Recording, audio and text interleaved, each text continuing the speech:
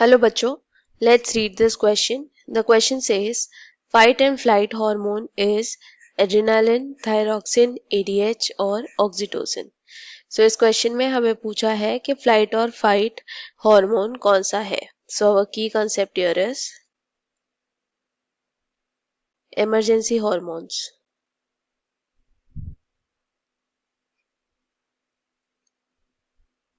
Emergency hormones हम कहते हैं कैटेकोलामाइन हार्मोन्स को जो सीक्रेट होते हैं from the adrenal medulla region. इन्हें इमरजेंसी हार्मोन इसलिए कहते हैं because they act during emergency और स्ट्रेस और condition such as fight, flight और fright. Now let us see किस हार्मोन को हम इमरजेंसी हार्मोन कहते हैं. इमरजेंसी हार्मोन्स होते हैं adrenaline and noradrenaline.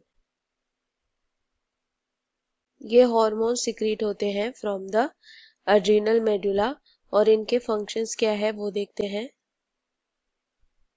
Emergency situation में एनर्जी रिक्वायरमेंट जो है वो बढ़ जाती है और एनर्जी रिक्वायरमेंट को फुलफिल करने के लिए रेट ऑफ रेस्पिरेशन जो है वो इंक्रीज करते हैं ये hormones so that enough energy is provided. Rate of respiration increase करने के लिए ये क्या करते हैं, ऑक्सीजन सप्लाई को बढ़ा देते हैं.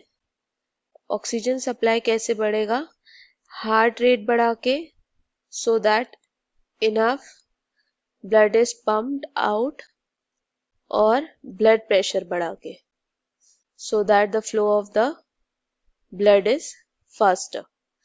इस तरह से ये ऑक्सीजन सप्लाई इंक्रीज करते हैं. Also they cause glucose level increase in the blood by causing conversion of glycogen into glucose. तो इसे कहते हैं ग्लाइकोजेनोलाइसिस. ये ग्लाइकोजेनोलाइसिस कराते हैं. उसके अलावा ये क्या करते हैं, लिपोलाइसिस और प्रोटियोलाइसिस भी करते हैं. इससे क्या होगा कि लिपिड जो है और प्रोटीन जो है वो ग्लूकोज में कन्वर्ट होगा. सो ग्लूकोज का लेवल जो है ब्लड में बढ़ा देते हैं. सो ये फंक्शंस हैं एड्रेनालिन और नॉन एड्रेनालिन के. हम दूसरे ऑप्शंस देखते हैं. एड्रेनालिन सही है. थायरॉक्सिन जो है वो फ्लाइट और फाइट हार्मोन नहीं है. थायरॉक्सिन का फंक्शन होता है न्यूट्रिएंट्स का मेटाबॉलिज्म करना.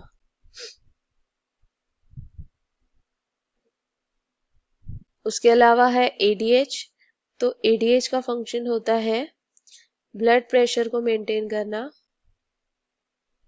या यूरिन फॉर्मेशन को मेंटेन करना by causing the water reabsorption.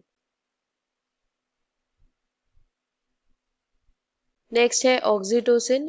तो ऑक्सीटोसिन का फंक्शन है यूटेराइन कॉन्ट्रैक्शन जो ड्यूरिंग चाइल्ड बर्थ हेल्प करता है.